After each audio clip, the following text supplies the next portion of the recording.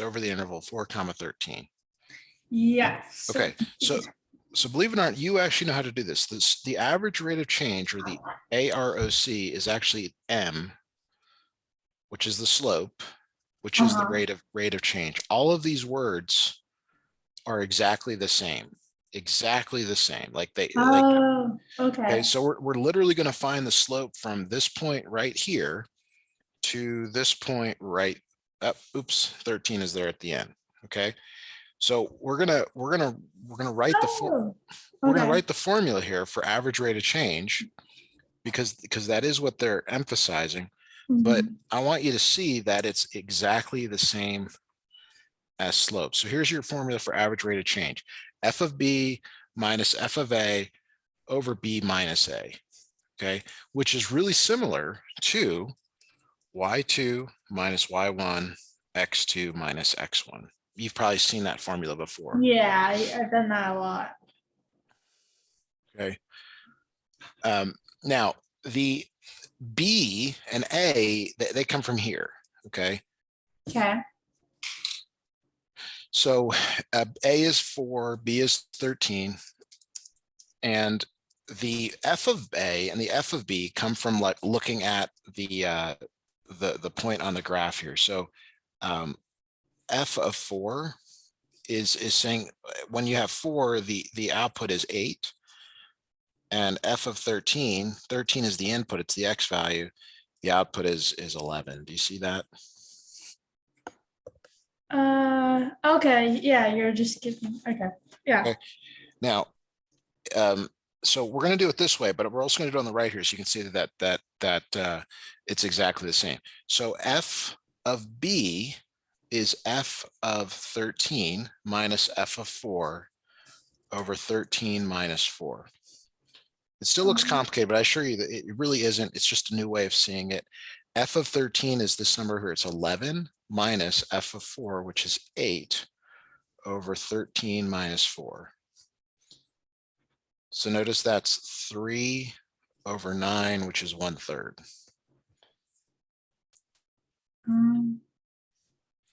Okay. So I want this problem is all about showing you that it's exactly the same. Okay, so let me do it with the slope formula, and this is the one that you're going to feel more comfortable with. Okay, the first ordered pair here is 4 comma 8. Do you see that? Yes. And the other one is 13 comma 11. Yes. So when you use your slope formula, your y2 is, I'm going to write it down here. Let's see if I can put just a little more down here. Your y2 is 11 minus your y1, which is your 8, over 13 minus 4. Do you see that it's exactly the same? Yeah, I Okay. do. Now your instructor wants you to use this formula, but it's exactly the same as this formula on the right. Okay, because So I've been doing the problems with the other formula, the one with the y and x. yes, and that does work. But it's kind of like this is the preferred way to do it, but this still works. Okay. Okay. So like we're going to refer to this formula, but keep in mind, like really we want you to use this one on the left here for average rate of change. Okay. All right, so answer is 1/3. Let's go back to the first problem here. So let me just snip it in. All right, here we go. Okay, the graph shows the distance a ball has traveled, okay, and so on. So it wants the average speed, which is actually the same as the average rate of change between 2 and 8 seconds. So if I just ask you to find the slope between these 2 points, your slope formula is y2 minus y1 over x2 minus x1, right? Right. Okay, and let's just substitute numbers. So it's 6 minus 3 over 8 minus 2.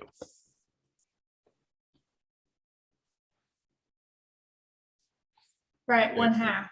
3 over 6 or 1/2 or 0.5. That's perfect. Okay, so that's obviously an answer. But let's do it again with this average rate of change formula. So f of b minus f of a over B minus A. Okay, so notice that A is really X1. So see how this was X1, Y1? And Yeah. this is X2, Y2. Yeah. So X1 is really A, X2 is really B.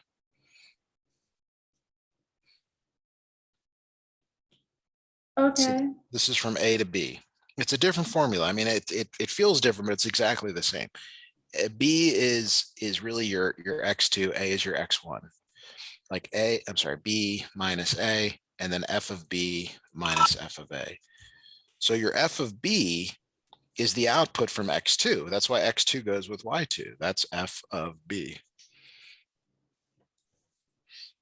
And then Y1 is F of A. It's just like notation. It's just another like way of presenting the same thing. Okay.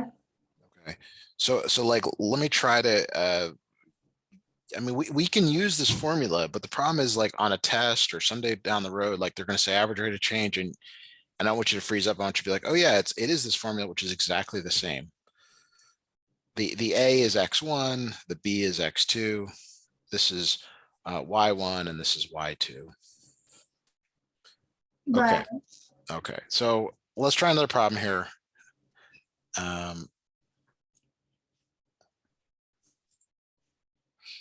This time they don't give you a numerical answer. They just want you to see if you understand the formula for it.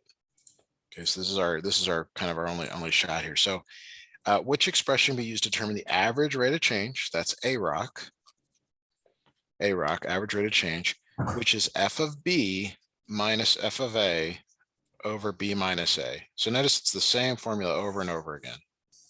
Right. Okay, this is A is 2, B is 9.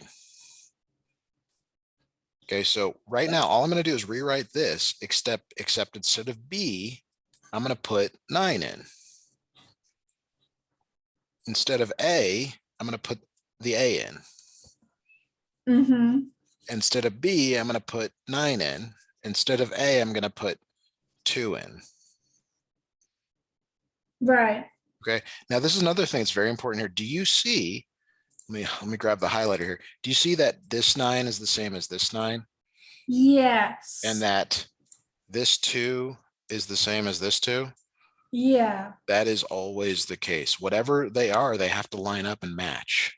Like, let's go back and Okay. look at a previous problem. Do you see how, well, I guess I didn't write it out here, but, oh, right here, like see how 13 and 13 are the same? And then Yeah. 4 and 4 are the same? That's Yeah. another important thing to understand when doing this. So now back to this problem here, which of these 4 looks most like this one on the right? Uh, D. D, yeah, it's not formatted great, but yeah, that is the correct answer. Okay. Makes more sense now. Yeah. Would you like to do any more problems of this type before moving on to the next section? Because the next section is a little bit different. I would like to do more problems. Like I get what you're saying, but I'm also so confused. Right. Okay. So let me give you, like, this is your classic exam question. It says if f of x equals x squared, what is the average rate of change from 1 to 3? Okay. So Okay. here's what they do. They have to give you, here's what you have to be given. The first thing you have to be given is a function. Do you have a function? Yes. Check. Second thing is you need an A. What is your A? Right there, 1, And then they also need to give you a B. which is 3. Okay. Then you have to know, here's what you have to know. You need to know your average rate of change formula, which is F of B minus F of A over B minus A. It's important when Right. you're learning these formulas to recite them or say them out loud, even if, or just say them to yourself. So that's the only way that I know to like use as many senses as possible to remember it. So now let's rewrite this formula with B and A. F of 3 minus F of 1 over 3 minus 1. Right. And again, see how the 3's are the same, see how the 1's are the same. Yes. Okay, and that's to be expected. All right. Mhm. So now to find f of 3, like we can do the bottom, we can subtract, but the top we can't. We need f of 3. F of 3 comes from, do you see this function up here that is given? Yes. Remember we talked about that last time or time before, that you just substitute the number in for x. Yeah. What does that become? That becomes 3 squared. Which is 9. And then we also need f of 1, which is 1 squared, Which is 1.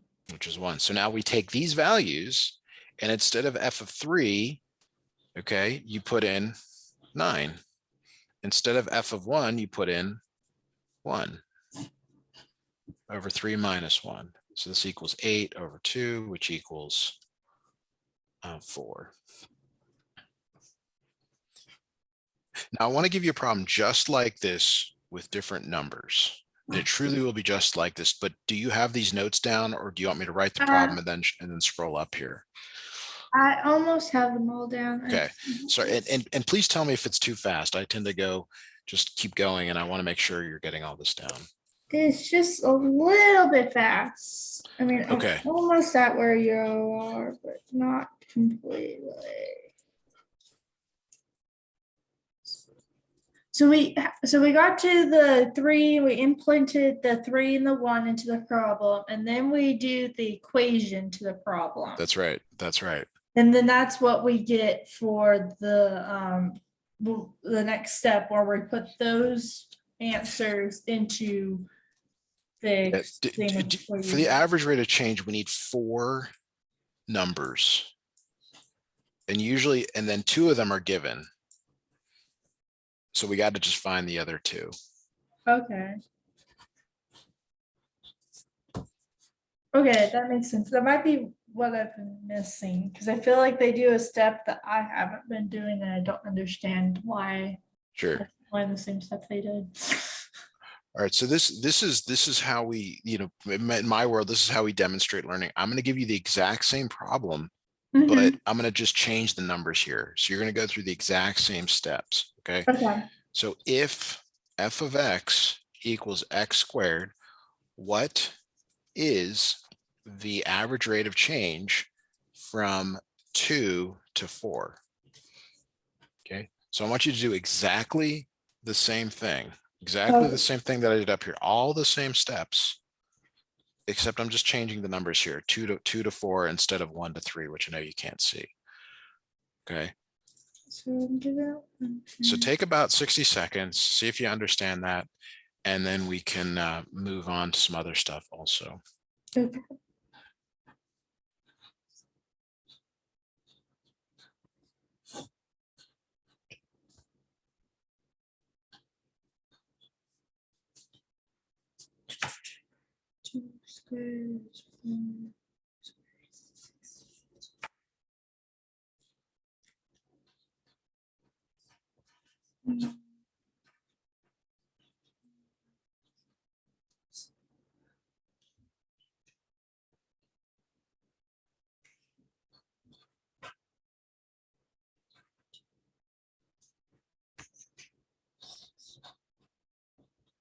Okay, I got 6 over 1, which actually would be just 6. Okay, so let me check you here. So the average rate of change formula is f of b minus f of a over b minus a. Yes. What is your a and what is your b? A is 2 and B is 4. Okay, so now I'm just going to substitute those numbers in. F of 4 minus f of 2 over 4 minus 2. Okay, now on the top here, we have to figure out, well, what is f of 4? F of 4 is 4 squared. See, I put that 4 in here. Yes. Okay, that's 16. And then f of 2 is 2 squared, which is 4. So this becomes 16 minus 4 over 4 minus 2. That's 12 over 2, which equals 6, like you said. Perfect. Okay. Okay. All right. Let's move on to the next section. And I think we're gonna have time at the end to do more of these, but your Okay. goal is to get through all of this, and I want to make sure that you actually do get through all of this rather than something else that isn't going to be very helpful. So let me snip in. We're going to actually start with question 2. Yep.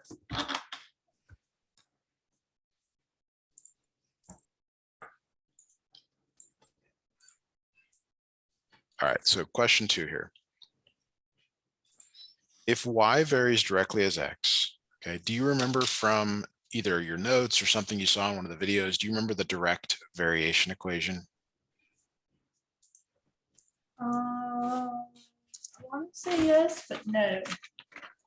Okay, so the direct variation equation is y equals kx. And this is Okay, something, yes, I do have that. okay, That is, yeah, that's in my notes. Now I'm looking at them. I had to find them quickly. great. So that's direct variation. Whenever I box something in, that's usually an equation that you need to know, or it's going to come back again over and over again. So here, there's kind of a recipe. I think you've heard me talk about that before. So the Right. recipe here is that they're going to give you an x and a y, and you have to solve for k. So notice that when y is 6, x is 72. Yeah, but why is that helpful? So notice in this equation, there are 1, 2, 3 variables. So Yeah. if we get 2 of the 3 numbers, we can find the third. Okay, yeah, So, I get so, that. so y is 6. 6 equals k times 72. Do you see that? Yes. I just substituted those numbers in. So you're going to be given an x and a y. We were given an x and a y. Mm-hmm. Now, can you solve for k? Is there only one variable in this equation? Yes. Yes. So you can solve for k by dividing both sides by this number. Right.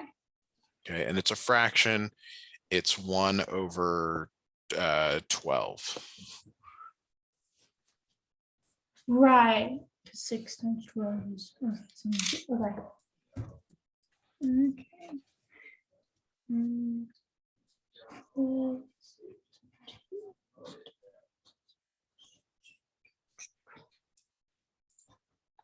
Okay, so are you up to this step here?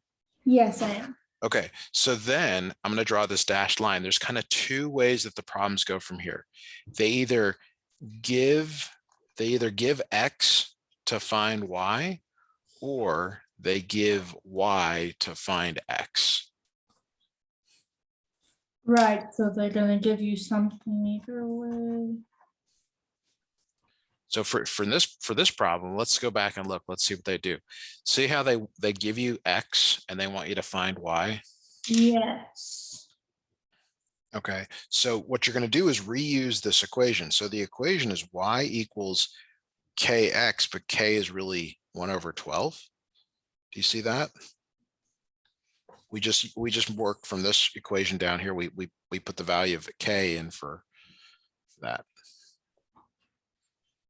See how we solve for k and then we just rewrote the equation? Yeah. If you don't, that's okay. But I'm just trying to, we're going to do this over and over again.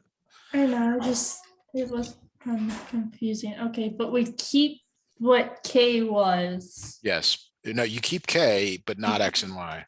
Right.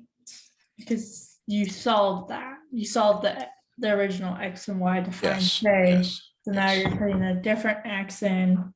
Yeah, this time we're going to put a different x in. Exactly. The x we're going to put in is 8. Right. Okay.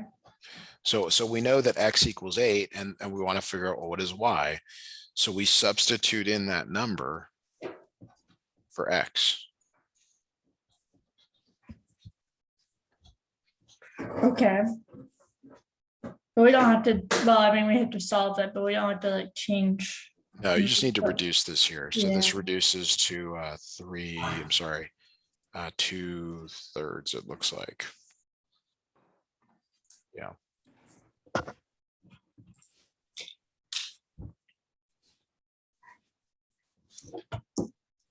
Okay.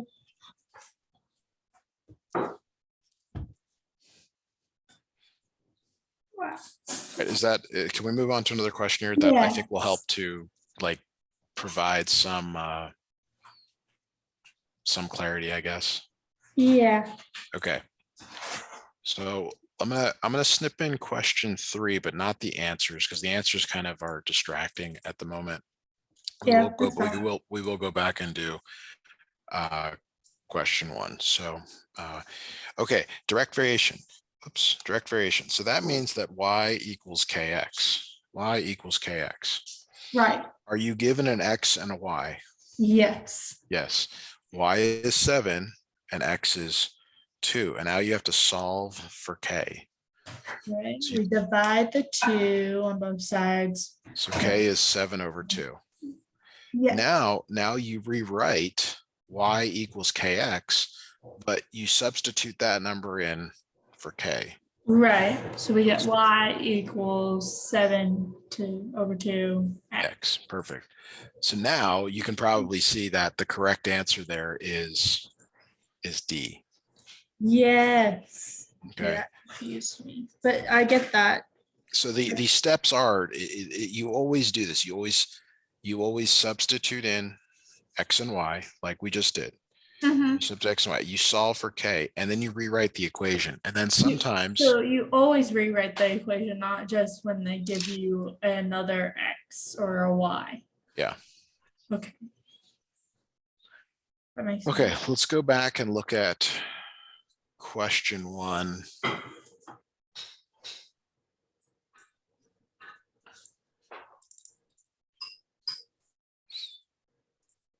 All right, so it says y varies directly as x. That has to be given. Okay, so that Yes. means y equals kx. Mhm. And then they give you an x and a y. Mhm.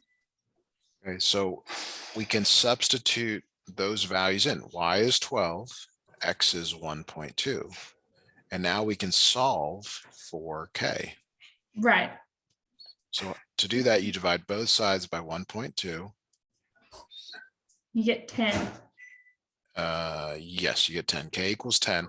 And actually, that's what they're asking for in this problem. But let's, so that's the right answer. But let's just say we're going to go further here, and we're going to rewrite the equation. You would substitute 10 in for x. I'm sorry, for k. Right. That would be. So why isn't that the correct answer? I mean, I know that that's not even a. This is thing, asking for the constant of variation. It's just asking for k. Okay. And you could be asked for the equation. You could be asked for a lot of things. Right. But the equation value of k, you could substitute in. There's a few things here. All right.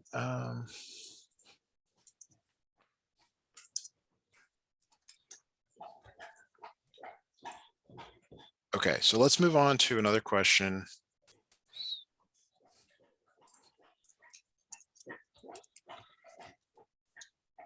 All right, we're going to go to 5. 5 here.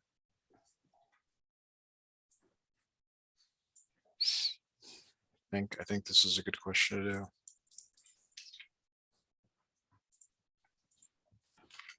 Got it.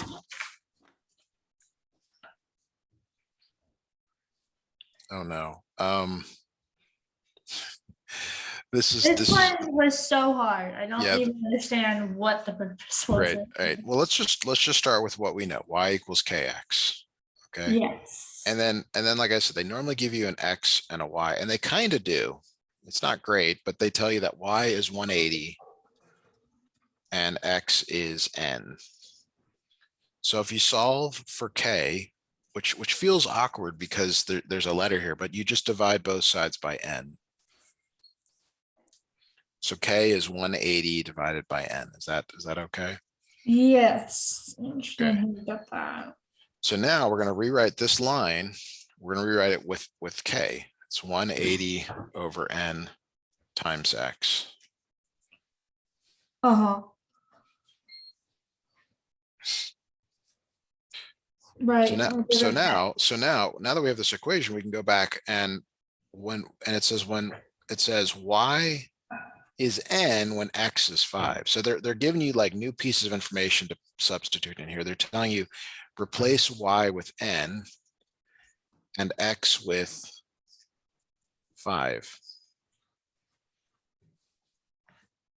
Do you see that they say y is n, so instead of y you write n, x is 5, instead of x you write 5.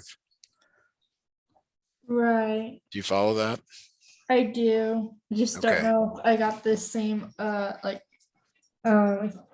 Okay, so problem. I don't know if I so in the numerator you multiply by 5.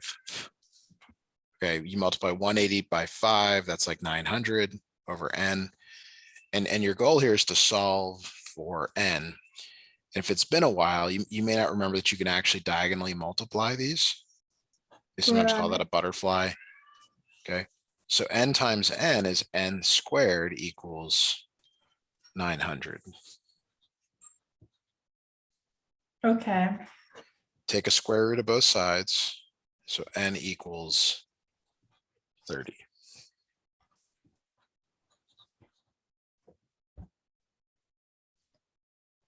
And then do we have to like plug that in, or is that just the Well, answer? let's go. Yeah, remember, got to go always, but what is the value of n?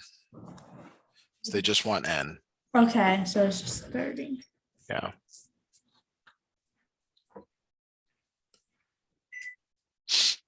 Okay. Okay. Is that somewhat, I mean, that's a tough question. I It's saw what you did and I understand why you did what you did, but I just still don't know if I'd be able to take that problem and do it myself. okay.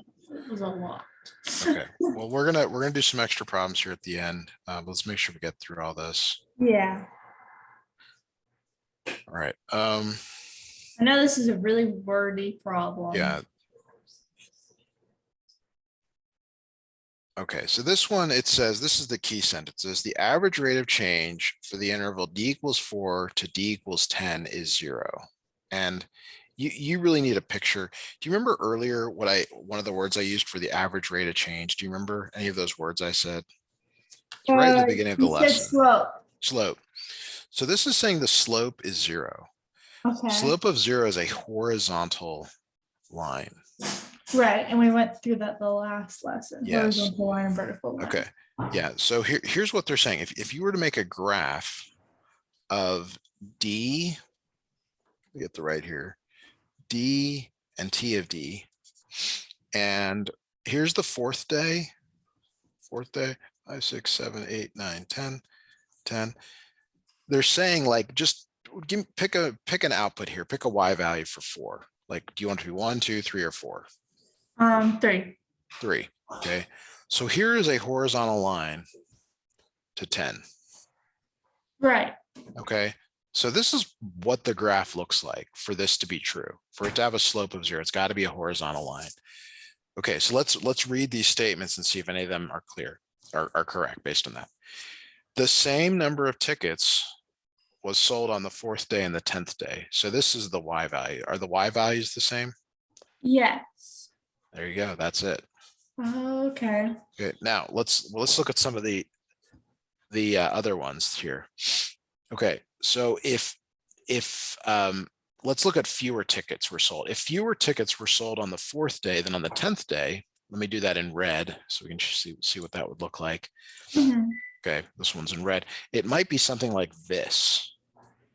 And obviously that does not have a slope of 0. Right. And if more tickets were sold, what would that look like? I Well, would go the opposite way. go the opposite way. Okay, now you might be thinking, well, hey, Matthew, why isn't B right? No tickets were sold on the 4th and 10th days. The reason is, and it goes back to our formulas, our formula for average rate of change, or just the slope here. Okay, let's say those were our ordered pairs, 4, 0 and 10, 0. And let's just use the slope formula, y2 minus y1 over your slope x2 minus x1. Right. Okay, 0 minus 0 over 10 minus 4. Right, which is So this could be true. right. This could be true. But it's kind of like it's the specific case of this first one. Like the first one's the more general answer. Right. Because if no tickets were sold, that means the same number of tickets were sold on the floor. It just was 0.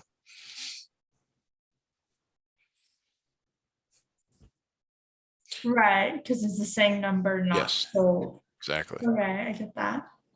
All right. Give me just 30 seconds here. I'll be right back. Yeah.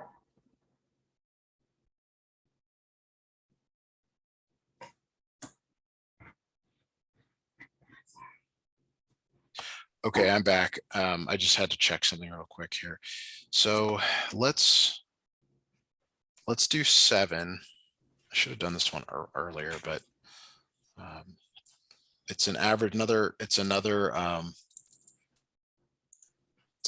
direct variation problem here.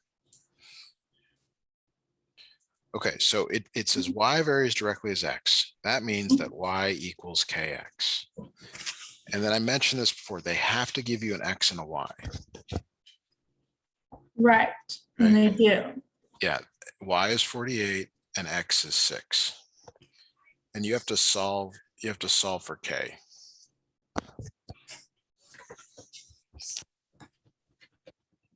So.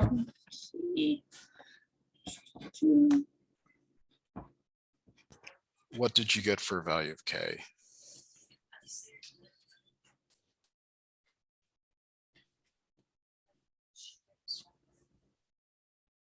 Seven. 48 divided by 6. Try again. 8. 8. 8. Perfect. Okay. So then you rewrite your original equation here with that value of k. Right. Oh, so 8, Right. and then you put in the new value x. Yeah. So they say, oh, well, x is 2. Okay. X is 2. So let me go and find that. Y equals 8 times 2. Now maybe you're looking at these like I am, and you're like, well, none of those are there. But it kind of is. This first one is exactly what we did. You see the 48 divided by 6. Oh, yeah. Some odd formatting, but So they just left it like that and then they put did. the 2 Yeah, in it? That's really weird. that's right. Yeah. Okay.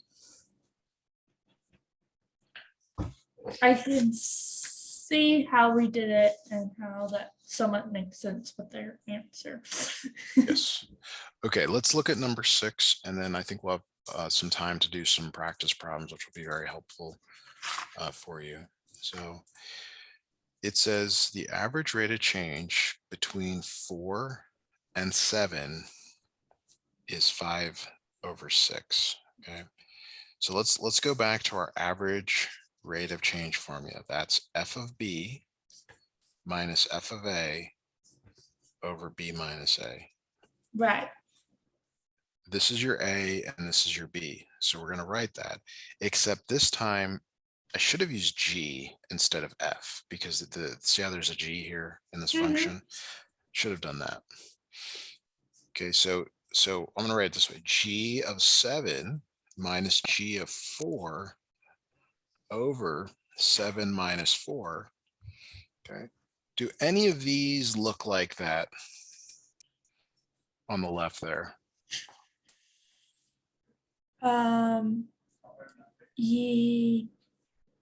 C. C, but notice how C says equal 5/6.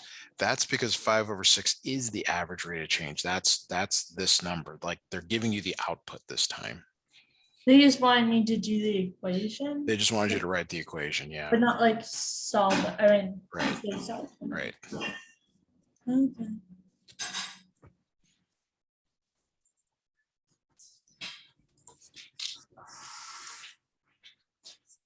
All right, worksheet. So let me grab, I'm going to look up some problems here for direct variation so that we can work on them together. There's more straightforward problems that I'd like you to see rather than the ones that you've been doing here. It'll really help here. So sorry, I'm going to just snip in this first one for us to look at, and then I think you'll get a good understanding of this after we do a few more of these. So it says, suppose y varies directly as x. So what is the equation that I should write? K equal K X. Y equals kx, yeah. Okay, now do they give you an x and a y? Yes, it gives 16 and 8. 16 equals k times 8. So you want to be able to substitute those numbers in, right? Yes. Okay, and then you need to solve for k. And we divide 8 from both sides and we get That's right. 2. K is 2. Perfect. And then we put it in the same equation, y equals kx, but That's we right. put 2 in it and then put well, if they give us another x, we put that in there. And they do. And they give you Yeah. another one. Yes. And we put 16 in there. So it'd be y equals 2 times 16, Yes. which is 32. Y equals 32. Perfect. Perfect. Okay. So let me give you another one to try here. It's kind of the same, but it's a slight wrinkle to it, and see if you can get it here. All right, here we go. All right, so go ahead and give this a try. I'm just going to mute myself for 30 seconds and I'll be around, but I'll just check back in about a minute. Okay.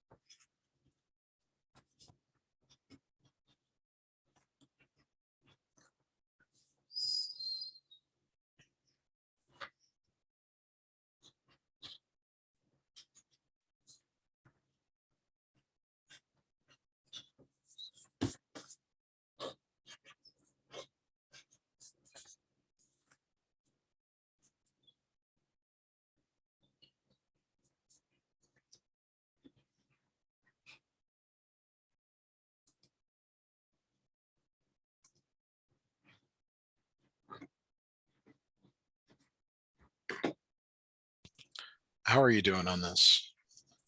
Almost done. Okay. So I got 6 equals x.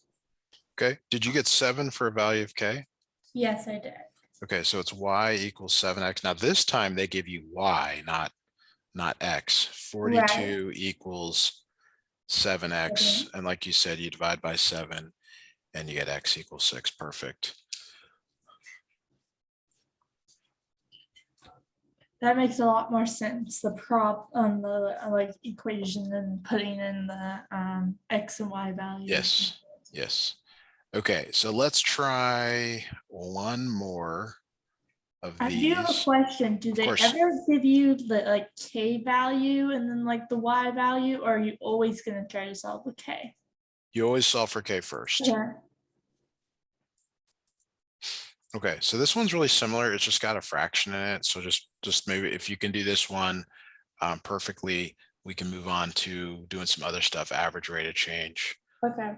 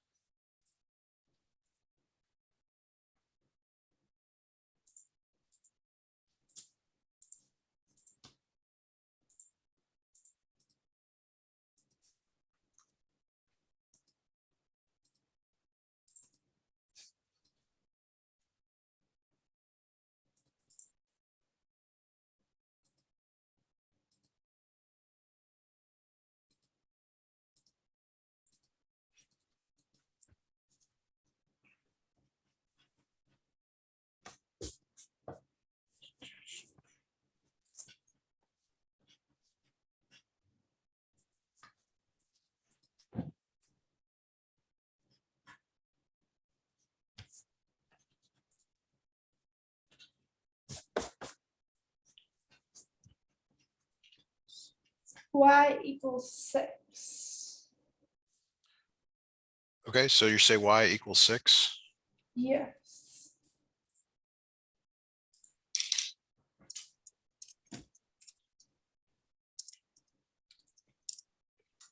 All right, so so we're going to multiply both sides by 2/3 to solve for k. So k equals 6, interestingly.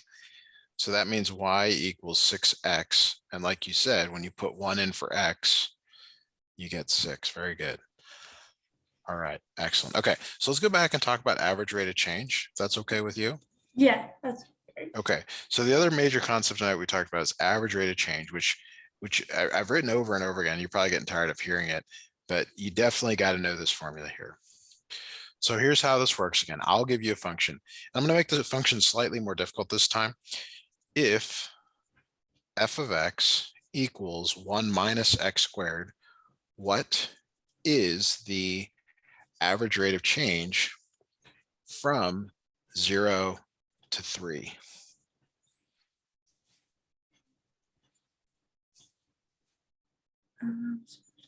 Okay.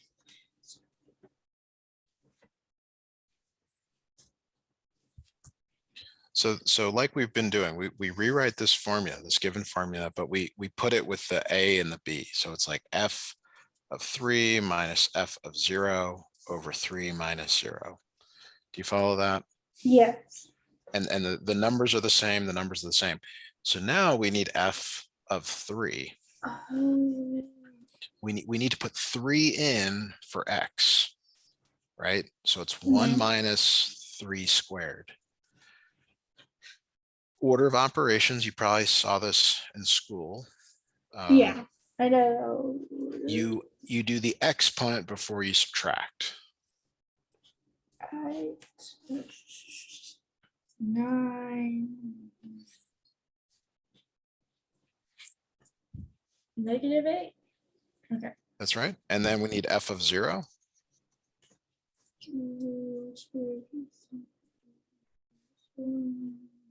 -1. Perfect. Okay. So now this is where it's a little bit more difficult. And we can actually just go back up to this line here. F of 3 is now -8. Minus, that minus is this middle one, subtraction. F of 0 is -1 over 3 minus 0. So this is the first time that we've had this situation, but you have to be able to evaluate these signs. Do you know what I mean by that? Like you've got a Yeah. subtracting a negative. Okay. So that becomes -8 plus 1.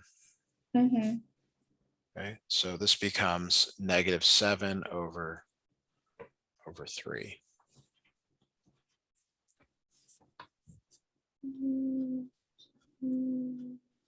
Over 3. Okay, Okay. so if you understood that, let me give you one just like it, except I'm going to change the numbers because I want to see you, basically just work through the same steps that I did. This time, though, we'll make the average rate of change we'll go from 1 to 4.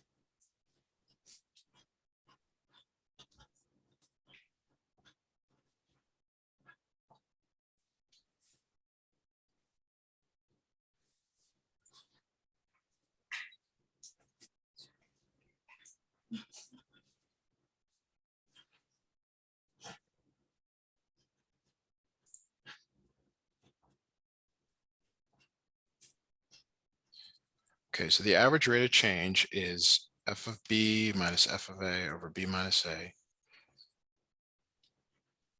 Okay, so I got well, I reduced it.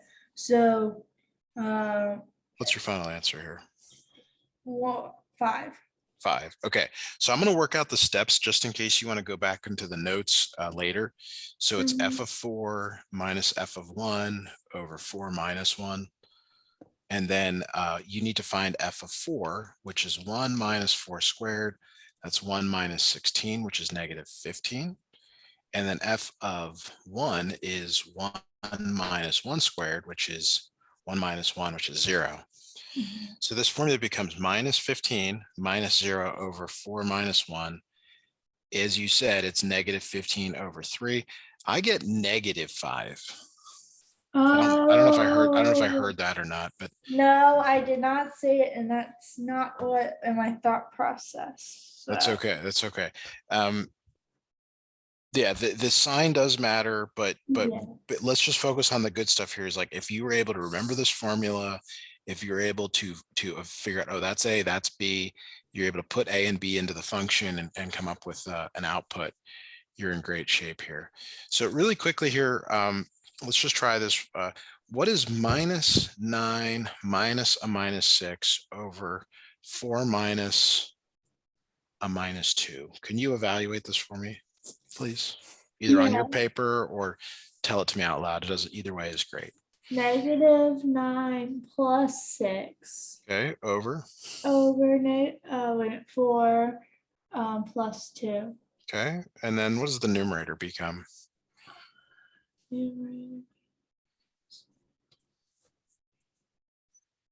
Negative 15.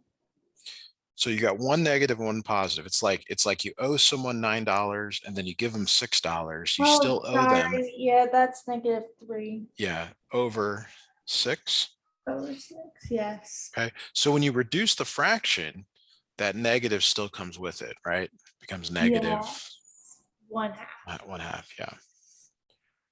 All right, great lesson today. I don't know if your dad's there, if he wants to have an interaction with me. I've got a little bit of time now. Otherwise, I'll see you next time. Isn't here, but thank you. This was helpful. Awesome.